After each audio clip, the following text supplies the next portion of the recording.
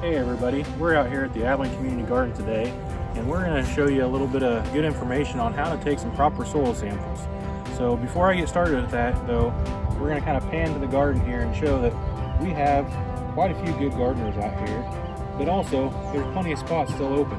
So if you're interested in gardening, or if you live at the south end of the county and would like to have a community garden in Harrington, there's plenty of spots there too. So please reach out to us. We'll get you set up with an application and get you started with a garden plot in the community garden.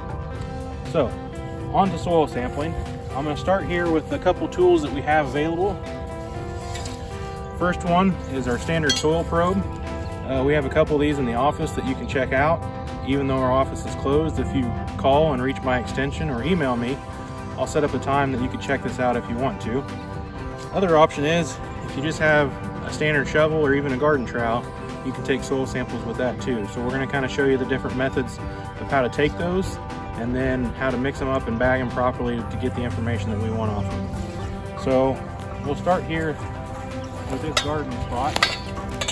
And if you imagine that this is your garden plot or even your yard, we're kind of going to walk through and see how you should take a good sample. So we want it to be kind of random to capture as much of the information from there as possible. So in this area, you're going to take roughly about 10 cores or subsamples and mix those together. So if you start at this corner, a good way of doing that is just kind of do a zigzag pattern. So I'll kind of walk through showing, and I'll put the probe down each place that you might want to take a sample. So we start here and take a sample there, and then you just kind of zigzag halfway through, take another sample, another one there,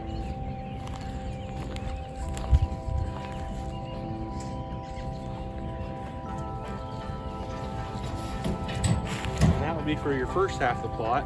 Then you replicate that on the second half, doing the same zigzag pattern.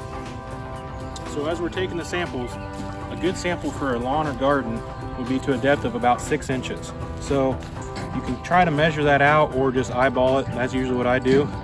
So with our soil probe, we'll put that into the ground, use this nice step that we have to push it down, and we just pull it out. And so here we have our soil core. So you can kind of push it out from the bottom of there, and you can kind of guess on 6 inches of how much of that is needed. So for each one of those,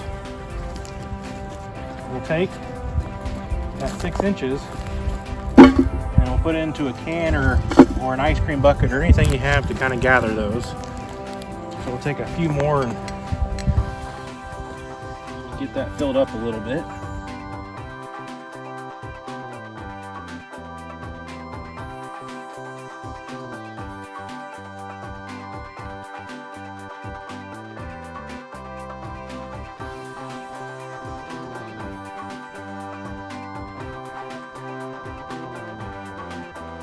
Okay, so we got a good start there with the soil probe. Now I'm going to grab the shovel, and we're going to try that method too. You know, if you don't want to worry about reaching out to me and to get that probe, you can do it with just a shovel. It takes just a little bit more work, but not a whole lot, especially when the ground's nice and soft like it is now. So with your shovel, you're going to want to dig out about a 6-inch hole if you can.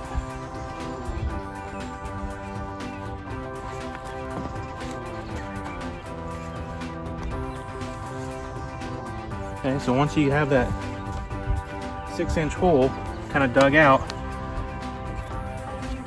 you take the edge of your shovel and you just kind of scrape down along the edge of that to the 6 inches, collect that in your hand and put it in your bucket. And then when you're done, you fill that spot back in a little bit.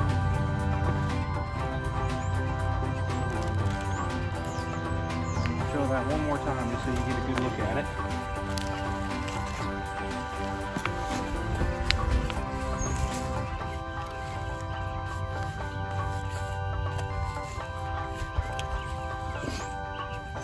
So you dig out your hole, kind of put your hand there in the bottom, just take that shovel and scrape along the edge there into your hand and put it in the bucket and fill your hole back in. Like I said, it's a little bit more work to do it this way, but you should be able to do it just a shovel or a garden trowel. So now that we have our sample in our bucket, we need to make sure that we mix it up as good as we can. So you can either shake it up, use your hand to kind of mix it up, and then you can just take a Ziploc bag, and on the bag, if you could write your name, address, phone number, and email, so we have ways to contact you and bill you for the soil test fees. And then also on there, write if it's the garden, your lawn, or your flower garden, so we can submit the right form to the soil testing lab.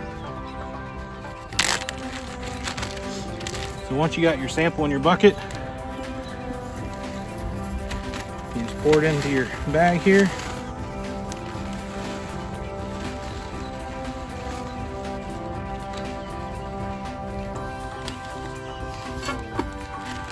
Have your information wrote on there and seal it up. And then we'll show you where to drop it off here in a few minutes. We're back at our extension office here at 712 South Buckeye in Abilene. And since our office is closed to the public and we're working from home, I wanted to show you where you could drop your soil samples at in case you want to get them sent in. So we'll kind of walk around the building here. And if you walk around the south edge of the building, which would be the area between our building and Don's Tire,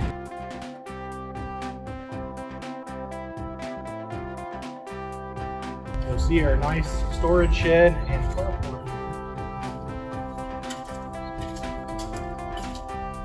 Back here I've set a box with a label of soil samples on there.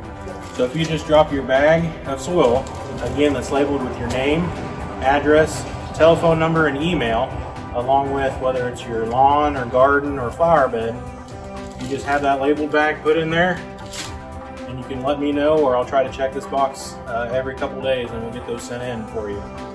Just for your information, most soil tests will run about $12 a piece, and turnaround time right now is going to be a little bit longer because our soil testing lab on campus is a little bit short-staffed. A lot of the students that help with that during the year are not allowed back on campus right now, so it may take just a little bit longer. So if it's something you want done, try to do it now, and we'll get those results back to you as soon as we can.